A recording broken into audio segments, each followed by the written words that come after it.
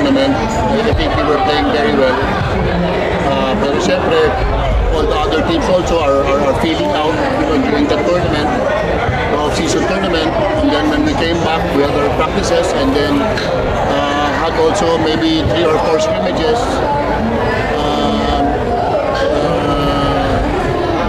There we did do too well.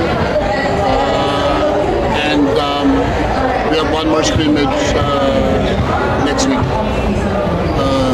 to end the preseason, and then we'll be preparing for this coming season. But after yung Philippine Cup nyo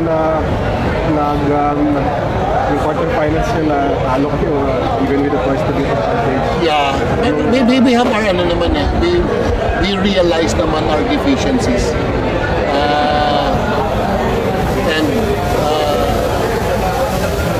well, one of the ways to improve that is through the draft or through the trade. But we'll see how our draft picks perform. Pero unfortunately, baka next conference na yun because nasa MPBL pa sila.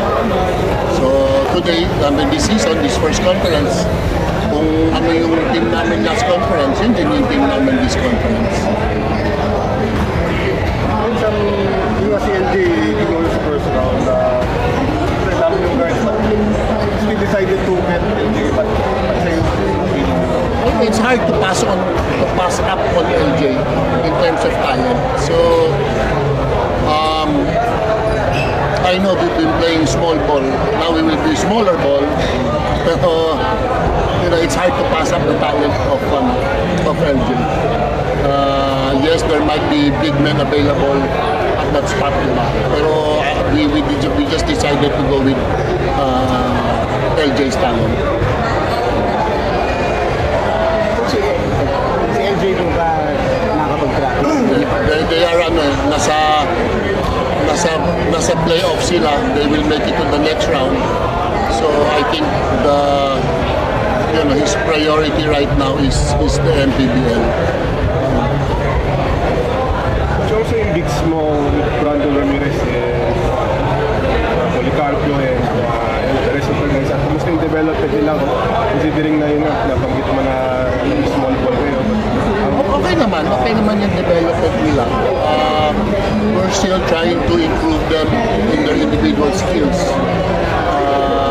Because yes, we do lack some size, so we cannot just overpower everybody. In fact, we are being overpowered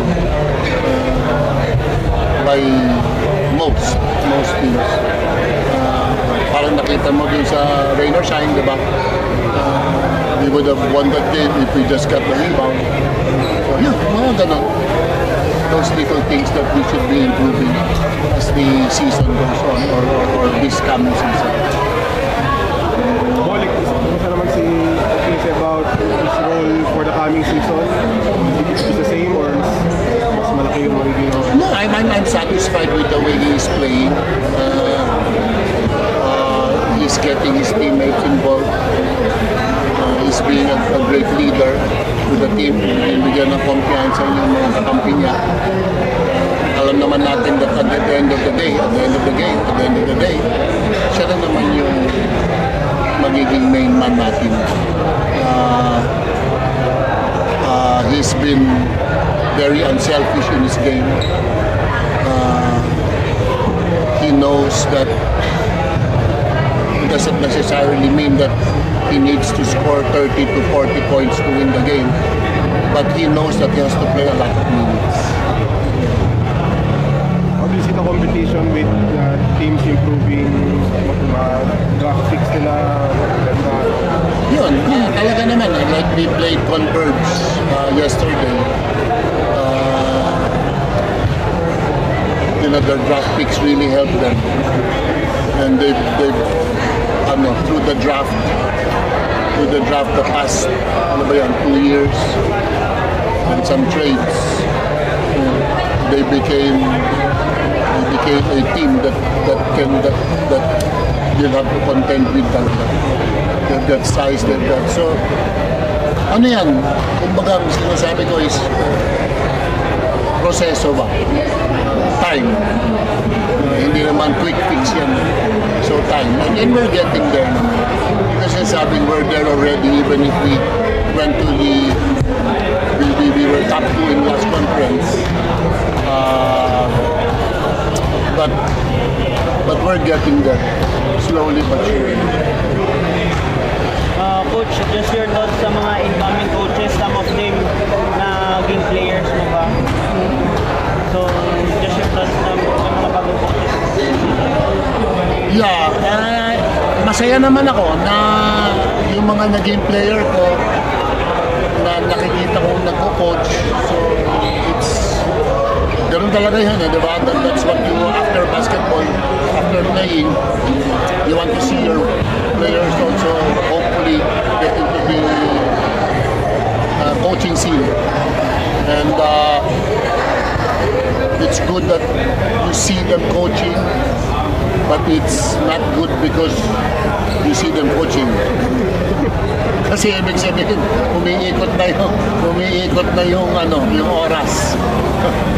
So, na you are being, how do you say, slowly moving up the ladder. Baka, but yeah, you're happy. Generally, happy ka naman.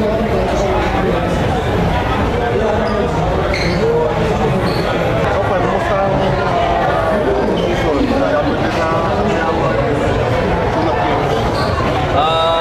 Yun, kinukontinue lang namin yung magandang pinapakita namin last time. And sana same pa rin. Bert, ang ganda ng nilaro yung last conference. Yun nga lang pagdating ng quarters. Wala yung West. Pero itong conference ito pa rin. Ano ba yung goal ng Endless? Ano yung I think last conference, yun yung pinaka best chance na pumasok ng semis. Pero yun nga, nakalaban namin yung team na long straight na nasa semifinal. So kami youth, baguhan pa. Kumbaga, na-expose kami sa playoff magnitude na gano'n. Kulat na kami iba yung laruan eh. So, yun nga, yung advantage namin, coach lang. Siya ka nag-champion. Mostly sa amin, hindi pa. So, I think yun yung pinaka-best namin na chance sana na mag-semis. This conference kasi medyo mahirap kasi lahat ng teams nakapahinga na eh. Hindi yung first game namin ng context, mga ng finals. Ito, mabigat-bigat tong all Filipino na to kasi lahat nakapahinga, lahat ready to so big challenge for us. Pero yun nga, yung advantage namin siguro yung togetherness na namin, chemistry namin. Hopefully, marami kami natutunan dun sa natalo kami sa Renusan, hindi pwedeng. Nandun na kami kumbaga expectation. Hindi ko alam sa kanila, expectation ko. Nandun pa rin kami kahit sa top 4 man lang. Hindi na yung number 2 siguro, pero nandun lang sa top 4 na makuha ulit namin yung twice to beat advantage. Kasi pag hindi namin nakuha yan, medyo mabigat na yung top 4. So kailangan pukpukan namin itong all Filipino na ito na bumalik man lang kami sa same situation nung last time, makapitalize namin yung twice to beat. Yun yung focus namin. Which is mahirap talaga, lahat ang lakas eh. Converge is there, Rain or Shine, nagtagtag pa ng players. Kami as is lang kasi mga na-pick namin nasa MPBL pa. So mga same lineup na kami last conference. Let's see kung anong maipakita namin. Bert, individually, maganda yung nilaro mo. So, ano lang yung assessment mo sa nilaro mo nung last season? Except lang sa bonus, yun na iniisip ko pagdating ng siguro gusto na talaga mag-champion. So, last conference, kita niyo naman, di ba rin yung tinako namin, more fluidity, chemistry kami sa team. Tutuloy pa rin namin yung this conference and expect big things sa mga bago namin hindi nag-perform last conference. So, this conference, expect big things from Eno, Poli. Sila yung mga kagayawan, tsaka sa mga tune-up namin, pag maganda nila laro nila, ang hirap namin talunin. Sila yung X-factor namin sa team, which is araw-araw ko silang kinakausap na kailangan namin sila. Yung sistema namin, hindi na yung sige, ako wala na, iba na eh. Team-oriented na kami ngayon. Yun na yung pinipreach ni Coach, which is lahat kami nagkakagano na lang. Sila yung dalawa, yung big X-factor namin. And confident ako sa trabaho na linagay ng dalawa. Expect nyo, malaki yung maibibigay ng dalawa. Pag ganda nilalaro yung dalawa, mahirap kami talaga. So, yun nga, sinasabi ko sa dalawa, kayo yung magdadala ng panalo sa amin. Ang lalaki eh, malaki, athletic, yun yung kailangan namin eh. So, pag yung dalawa nag-perform, for sure, top 4 kaya na.